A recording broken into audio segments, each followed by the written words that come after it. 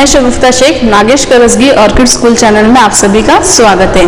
बच्चों, हमने कक्षा 4 का हिंदी पाठ्य पुस्तिका का पिछली तासिका में पाठ क्रमांक 14 भास्कर आचार्य एक महान गणितज्ञ, यह हमने जो पाठ है पिछली तासिका में हमने पढ़ा था। साथ ही साथ इसके कठिन शब्द हमने देखे थे।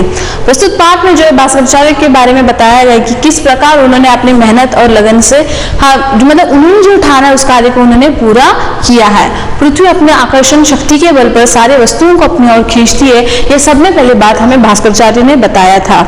लेकिन यह है कि यह बात सभी लोग जानते नहीं है। प्रस्तुत पाठ से हमें यही सीख मिली कि अगर हमने हमारे मन में मतलब कोई चीज करने की ठानी है, अगर हमारे में मेहनत करने की इच्छा है, अगर उस चीज को हासिल करने की तीव्र इच्छा होगी तो हम उसको हासिल करेंगे।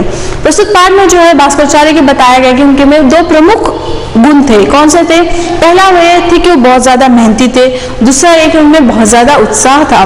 मेहनत और उत्साह के कारण वो जो उनकी हार थी वो उनको जीत में बदल देते थे। भास्कर आचार्य की एक बेटी थी जिनका नाम था लीलावती। उन्होंने अपनी बेटी के नाम पर एक पुस्तक भी लिखी थी। उन्होंने बहुत सारी रचनाएं की है। उन्होंने गणित की भी बहुत सारे, जैसे बीज गणित, अंक गणित, इनमें भी बहुत सारे उन्होंने योगदान दिए हैं। उन्होंने साथ में एक कहा भी है कि शून्य यानी 0, शून्य में कोई भी अंक जोड़ने से अथवा शून्य में कोई भी अंक घटाने से, मतलब कोई भी अंक में से शून्य को घटाने में से संख्या में कोई फर्क नहीं पड़ता। ठीक है, मैं पुनः एक बार बताती हूँ कि किसी संख्या या किसी अंक में शून्य को जोड़ने से अथवा शून्य को घटाने से उस संख्या में कोई फर्क नहीं पड़ता। जैसे हमने देखा था 1 अधिक 0 तो क्या होगा? 1 ही होगा, और एक में से हम शून्य को घटा देंगे तो क्या होगा? 1 ही होगा। तो ऐसी जो बात है उन्होंने ही कहते हैं और ये सही बात भी है। तो चलिए इस पाठ के हम आगे के प्रश्नोत्तर आज देखेंगे। प्रस्तुत पाठ का नाम भास्कर आचार्य महान गणितज्ञ एवं अंतरिक्ष विज्ञानी, लेखक कृष्ण मुरारी लाल श्रीवास्तव। हमने देखा था कि भास्कर आचार्य एक महान गणितज्ञ, उनके नाम पे भास्कर 2 नामक अंतरिक्ष यान छोड़ा गया था। ये जो अंतरिक्ष यान था और उन्होंने बताया था कि पृथ्वी अपनी आकर्षण शक्ति के बल पर सभी वस्तुओं को अपनी ओर खींचती है। सब में पहले हमें भास्कर आचार्य ने बताया था। और दिन रात वो नक्षत्रों की खोज, रात भर वो नक्षत्रों को बांस की सहायता से देखा करते थे और 2-2, 3-3 दिन उनके बारे में उनकी गणना वो करते रहते थे। कौन? भास्कर आचार्य जी। भास्कर आचार्य में 2 विशेष गुण थे। पहला कि वो बहुत ज्यादा मेहनती थे। दूसरा कि उनमें उत्साह बहुत ज्यादा अधिक था। वे हार को भी जीत में बदल देते थे। अपनी गणित और अंतरिक्ष संबंधी खोजों के कारण उनका नाम सदा अमर रहेगा। साथ ही साथ इसके विलोम शब्द भी देखे थे हमने, जैसे पुरस्कार का विलोम शब्द दंड, रात का दिन, सत्य असत्य, लाभ हानि, ये हमने विलोम शब्द भी हमने देखे थे। इसके जो कठिन शब्द जो हमने देखे थे, गणितज्ञ यानी गणित का विशेष जानकार, गणितज्ञ गणित का विशेष जानकार। अगला शब्द है अंतरिक्षयान, अंतरिक्ष यानी आकाशीय विमान। संसार विश्व, आकर्षण खींचाव मतलब अट्रैक्ट करना, मतलब उसके और अपने ओर खींचना। नक्षत्र, तारा, पुरस्कार, इनाम, ये इस पाठ के कठिन शब्द है। तो चलिए इस पाठ के जो विकल्पीय प्रश्न है इसको हम देखेंगे। इस पाठ के जो बहुविकल्पी प्रश्न है, आपको भी इस कार्य को मेरे साथ ही पूरा करना है। पेंसिल लीजिए और इस कार्य को पूरा कीजिए। तो इसका जो पहला प्रश्न है, सही उत्तर पर सही का निशान लगाइए। भास्कर आचार्य के नाम पर कौन सा अंतरिक्ष यान छोड़ा गया? इस पाठ का सही उत्तर पर सही निशाना का लगाइए। इसका जो पहला प्रश्न है, भास्कर आचार्य के नाम पर कौन सा अंतरिक्ष यान छोड़ा गया? Page number 88। सभी ने अपनी अपनी किताबें खोली होगी। तो चलिए इस कार्य को पूरा करते हैं। भास्कर 2, भास्कर 6, भास्कर 8। तो भास्कर आचार्य के नाम पे भास्कर 2 नामक अंतरिक्ष यान आकाश में छोड़ा गया। तो इसका सही जवाब क्या है? भास्कर 2। दूसरा प्रश्न है, भास्कर आचार्य की पुत्री का नाम क्या था? भास्कर आचार्य की एक बेटी थी, उस बेटी का नाम क्या था? भाग्यवती, पार्वती, लीलावती। तो भास्कर आचार्य की बेटी का नाम लीलावती था और उन्होंने अपनी पुत्री के नाम पे ही एक पुस्तक लिखी थी। और एक बहुत ही महत्वपूर्ण ये किताब है। तो भास्कराचार्य की पुत्री का नाम लीलावती था। अगला प्रश्न है, भास्कराचार्य दो दो रात किसकी खोज के लिए जागते रहते थे? वो रात भर जागते तो रहते, लेकिन किसकी खोजों के लिए? पुस्तक की खोज, संसार की खोज या ग्रह की खोज? तो इसका सही जवाब है ग्रह की खोज। भास्कराचार्य दो दो रात ग्रहों की खोजों के लिए जागते रहते थे और बाद में दो दिन भर वो उनकी गणना करते थे। अगला प्रश्न है, भास्कराचार्य की गणित की श्रेष्ठ पुस्तक का नाम क्या था? भास्कराचार्य की बहुत सारी पुस्तक थी, उन्होंने एक पुस्तक अपनी बेटी के नाम पे लिखी थी, उस पुस्तक का नाम क्या था? लीलावती। और उन सभी उन्होंने बहुत सारी पुस्तकें लिखी और सभी पुस्तक में से एक सर्वश्रेष्ठ पुस्तक थी। वो पुस्तक कौन सी थी? प्रभावती, इरावती या लीलावती? तो इसका सही जवाब है लीलावती। उनकी सभी पुस्तकों में से सबसे श्रेष्ठ पुस्तक लीलावती थी। अगला प्रश्न है, भास्कराचार्य के लेखन का मुख्य उद्देश्य क्या था? भास्कराचार्य जी ग्रह की खोज करते थे और सारी खोजों को कहाँ लिखा करते थे? पुस्तक में। लेकिन ऐसा होता है कि जब हम कोई अच्छा कार्य करते हैं या कुछ हो जाता है तो सरकार की तरफ से हमें एक अच्छा पद दिया जाता है, मानधन दिया जाता है, संसार में हमारा नाम हो जाता है। तो जो भास्कराचार्य जी थे कि कोई जॉब मिल जाए इसलिए वो काम करते थे क्या? बिल्कुल नहीं। सत्य की खोज करना, इसका ऑप्शन देखिए, सत्य की खोज करना, अधिक धन कमाना, धन यानी पैसा, संसार में प्रसिद्धि पाना, मतलब सब तरह वो उसके मतलब सब लोग सब पूरी दुनिया में उनका नाम हो जाए। तो इस वजह से वो काम करते क्या? नहीं। तो वो इस वजह से काम करते थे कि जो सच्चाई है ये मैं खोजो और सारी दुनिया को बताओ। तो प्रस्तुत प्रश्न का जो उत्तर सही जवाब क्या है? सत्य की खोज करना। भास्कराचार्य के लेखन का मुख्य उद्देश्य ये था कि सच्चाई जो मतलब जो सत्य है वो सारी दुनिया को पता चले। तो इसका सही जवाब है सत्य की खोज करना। तो आपने उम्मीद है इस कार्य को आप भी पाठ्य पुस्तिका में पूरा कर रहे हैं। तो इसका सही जवाब भास्कराचार्य के नाम पर भास्कर 2 नामक अंतरिक्ष यान छोड़ा गया। भास्कराचार्य की पुत्री का नाम लीलावती था। भास्कराचार्य दो दो रात ग्रहों की खोज किया करते थे। भास्कराचार्य की गणित में सर्वश्रेष्ठ पुस्तक लीलावती थी। भास्कराचार्य के लेखन का उद्देश्य सत्य की खोज करना। अगला प्रश्न है, भास्कर एक वाक्य में उत्तर लिखिए। भास्कराचार्य कौन थे? अब हम जिसके बारे में पढ़े तो भास्कराचार्य कौन थे? तो भास्कराचार्य जो है एक महान गणितज्ञ थे। गणितज्ञ यानी गणित विषय के बारे में विशेष जानकार रखने वाला। तो भास्कराचार्य कौन थे? भास्कराचार्य महान गणितज्ञ थे। दूसरा प्रश्न है, पृथ्वी किसकी शक्ति के बल पर वस्तुओं को अपनी ओर खींचती है? पृथ्वी किसकी शक्ति के बल पर वस्तुओं को अपनी ओर खींचती है? तो पृथ्वी किसी के बल पर नहीं, पृथ्वी स्वयं के यानी खुद के, पृथ्वी अपने आकर्षण शक्ति के बल पर वस्तुओं को अपनी ओर खींचती है। उसका खुद का एक बल है, वो हम उसको गुरुत्वाकर्षण कहते हैं। तो वो आकर्षण के बल पे वो सारे वस्तुओं को अपनी ओर खींचती है। अगला प्रश्न है, भास्कराचार्य ने शून्य के बारे में कौन सी महत्वपूर्ण खोज की? भास्कराचार्य ने शून्य के बारे में कौन सी महत्वपूर्ण बात बताई है? जैसे मैंने आपको उदाहरण के तौर पे बताया था।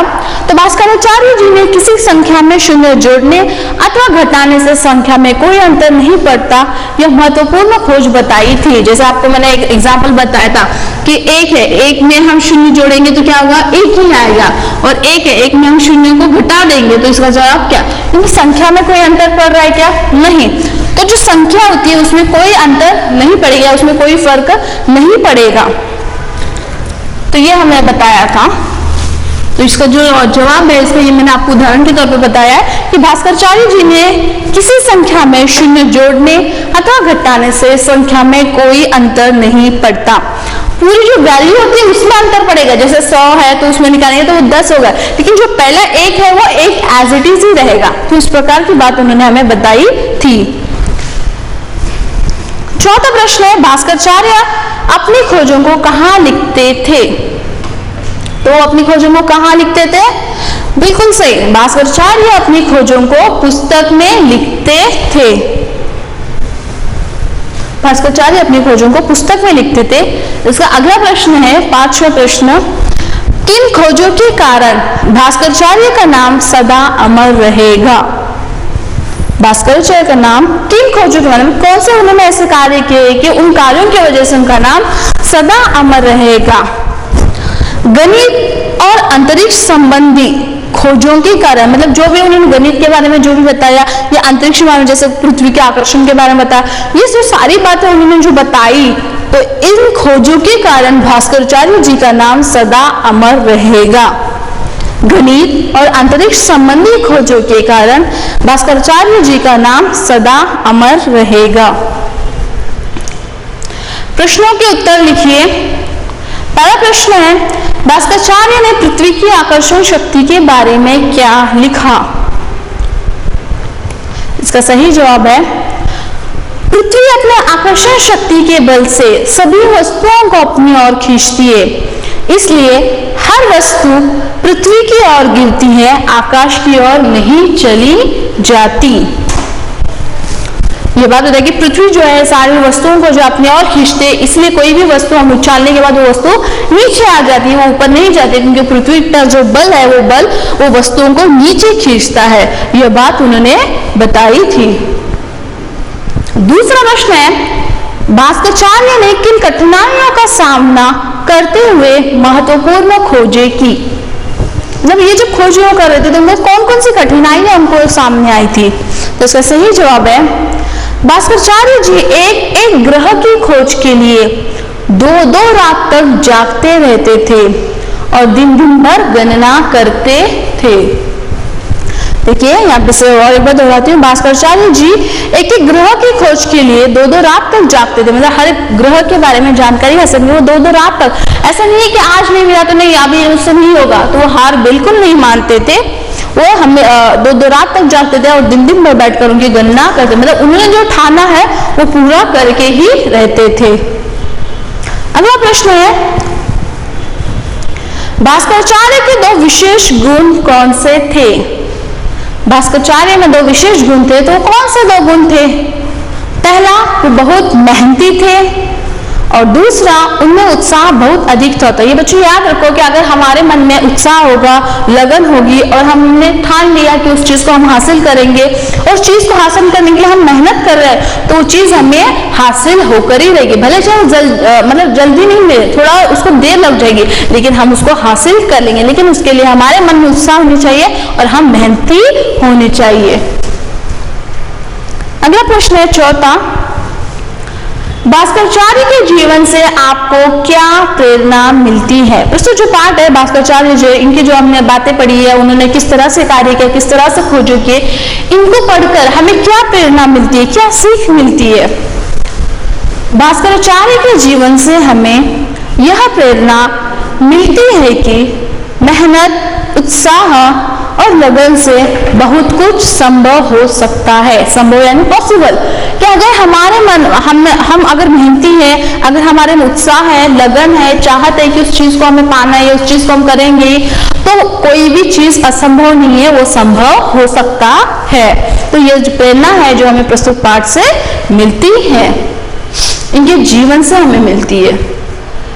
अगला प्रश्न है, समान अर्थ वाले शब्द, जो है आपका पेज नंबर 89 भाषा बोध, इसमें जो प्रश्न क्रमांक चौथा है, समानार्थ वाले शब्द। अभी आप तक ऐसा होता है कि आपको कोष्टक में सही जवाब दिया जाता था, लेकिन आपको यहाँ पे कोष्टक में सही जवाब नहीं दिया गया, बस आपको यहाँ पे शब्द दिए गए, उसके समानार्थ शब्द आपको लिखना है। जैसे अंतरिक्ष, अंतरिक्ष का समानार्थ क्या है? आकाश। तो ताकत, ताकत का समानार्थक शब्द क्या है? ये आपको लिखना है। जैसे मैं आपको, ताकत का समानार्थक शब्द शक्ति, ताकत का समानार्थक शब्द क्या है? शक्ति।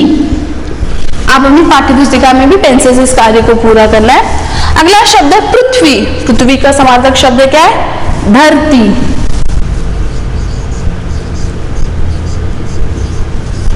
अगला शब्द है आंख, तो आंख का समानार्थक शब्द क्या है? नयन आएगा, नेत्र आएगा, जो भी आपको सही लगता है वो लिखिए, नेत्र।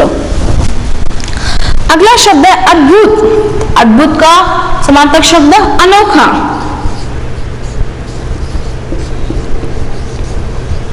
अद्भुत का समानार्थक शब्द अनोखा। पुरस्कार, पुरस्कार समानार्थक शब्द इनाम, प्राइज, इनाम। पुरस्कार, इनाम। अगला शब्द है दिलासा। दिलासा का समानार्थक शब्द क्या है? सांत्वना। सांत्वना।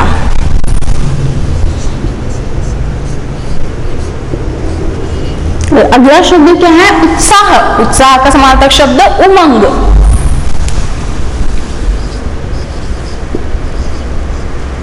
तो इस प्रकार के जो शब्द है आपको लिखना है। अंतरिक्ष, आकाश, ताकत, शक्ति, पृथ्वी, धरती, आंख, नेत्र, अद्भुत, अनोखा, पुरस्कार, इनाम, दिलासा, सांत्वना, उत्साह, उमंग।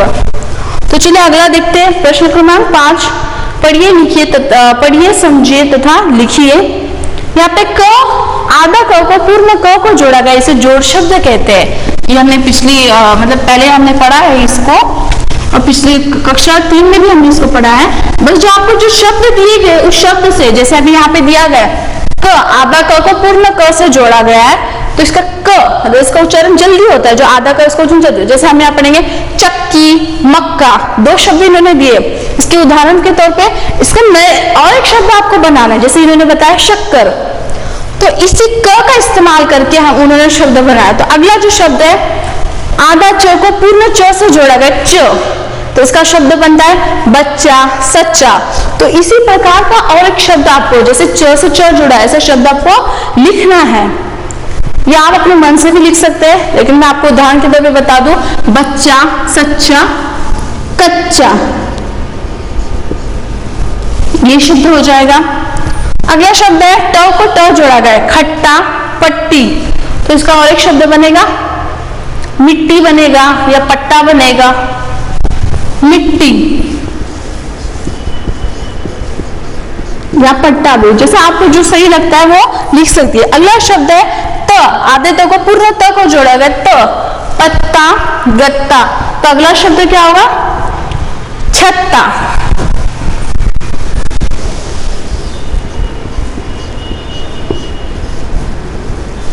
अगला है आधे प को पूर्ण प से जोड़ा गया, प, छप्पर, चप्पा, गप्पा।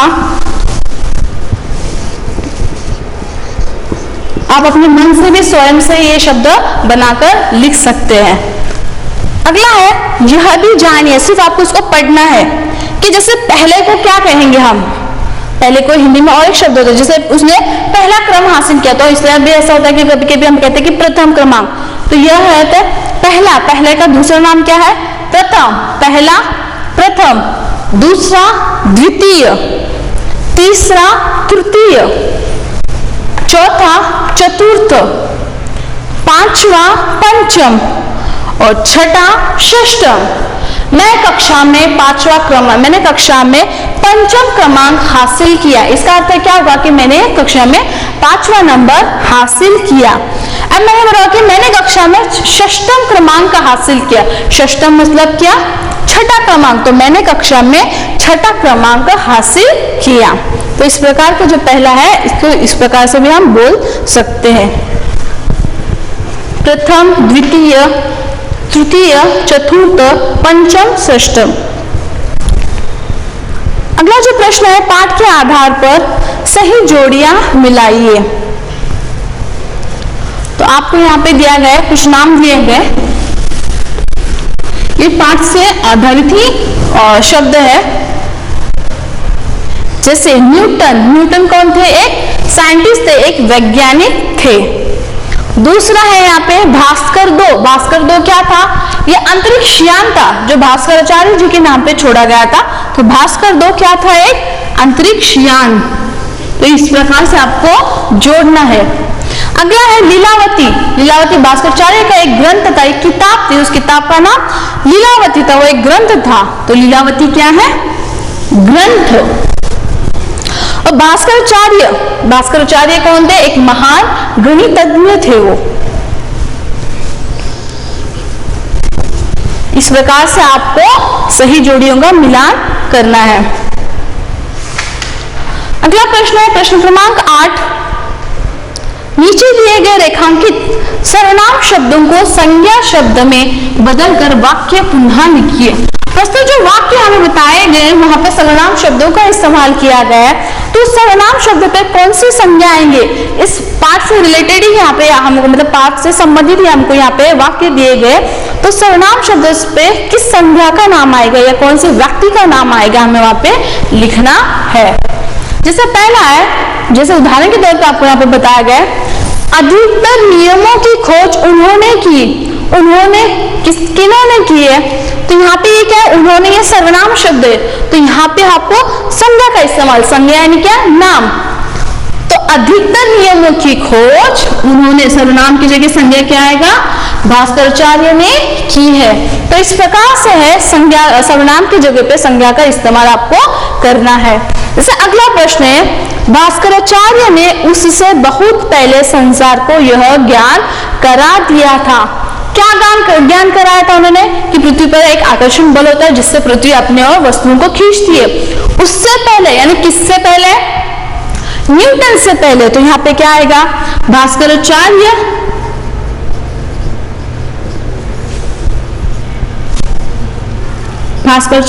ने उससे यानी किससे, न्यूटन से पहले, न्यूटन से बहुत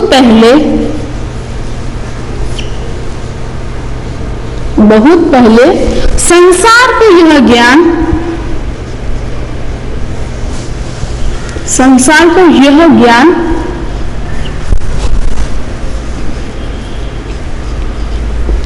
करा दिया था। पूरा वाक्य आपको जैसे थे वैसे ही लिखना है, सिर्फ जहां पे सर्वनाम का इस्तेमाल हुआ तो आपको संज्ञा का इस्तेमाल, जैसे यहाँ पे उससे यानी किससे, न्यूटन से पहले। समझ में आ रहा है कि आपको क्या करें, कि इस प्रकार आपको सर्वनाम की जगह संज्ञा का इस्तेमाल करना है।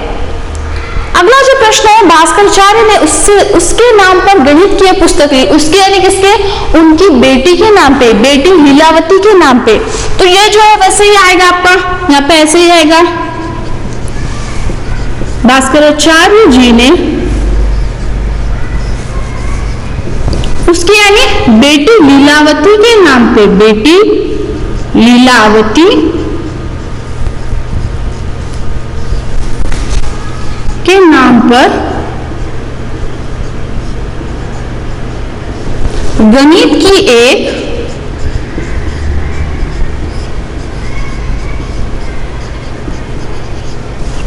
पुस्तक लिखी।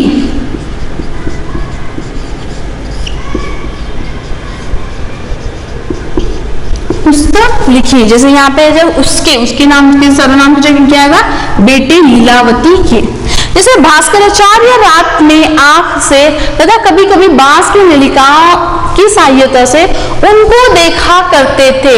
उनको यानी किसको देखा करते थे रात में, तो ग्रहों को। जैसे अभी यहाँ पे मैं आपको बता दूं, इसका अगला जो अब मैं लिखती हूँ,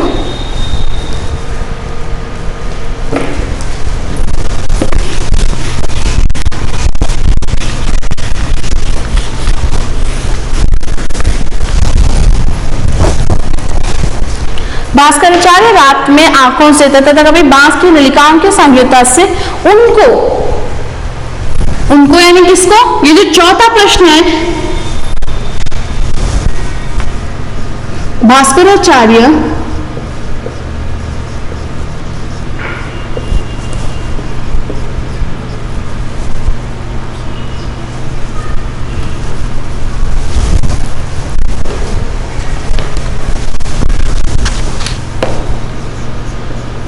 रात में आंखों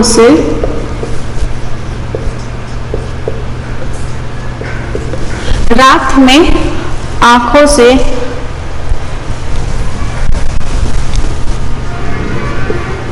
तथा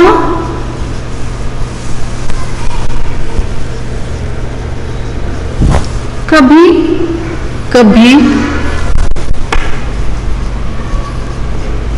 बांस की नलिका की सहायता से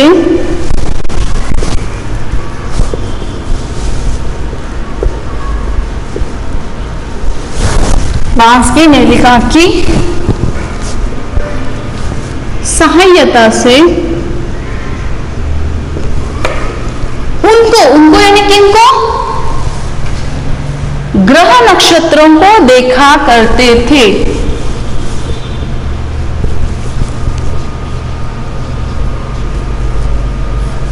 ग्रह नक्षत्रों को देखा करते थे। तो इस प्रकार जो है यहाँ पे ग्रह नक्षत्र उनको यहाँ इस प्रकार सर्वनाम की जगह संज्ञा का इस्तेमाल किया गया। अगला प्रश्न है, हर वस्तु उसकी ओर गिरती है, आकाश की ओर नहीं चली जाती। उसकी यानी किसकी? पृथ्वी की ओर। हर वस्तु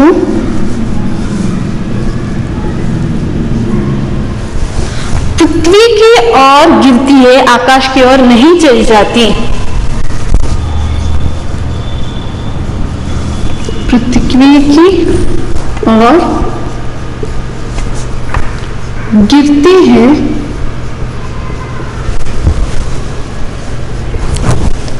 आकाश की ओर नहीं चली जाती।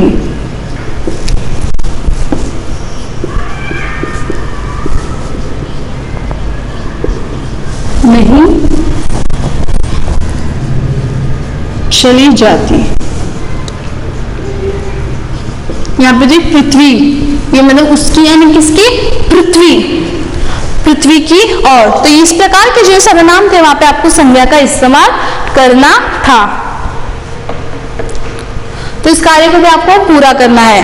अगला प्रश्न है प्रश्न क्रमांक 10, रेखा खींचकर। ये जो है आपको रचनात्मक कार्य है, ये छात्रों को स्वयं करना है।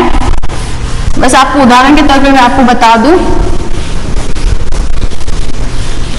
ये जो है हमारा रचनात्मक कार्य है। जिसे भी हमने देखा था कि गणितज्ञ यानी क्या? गणित का विशेष जानकार रखने वाला, उसको हम क्या कहते हैं? गणितज्ञ।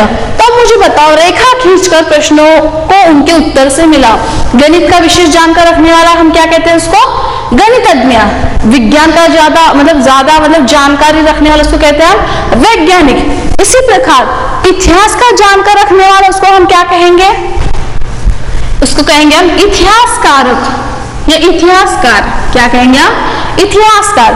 दूसरा है प्रतिदिन, यानी हर रोज, प्रतिदिन होने वाला, हर रोज होने वाला, उसको कहेंगे हम दैनिक। अगला है गणित का ज्ञाता। जैसे हमने बताया था कि भास्कराचार्य गणितज्ञ, तो गणित की विशेष जानकारी रखना, उसको कहेंगे गणितज्ञ। नगर में रहने वाला, नगर में रहने वाला क्या कहलाएगा? नागरिक।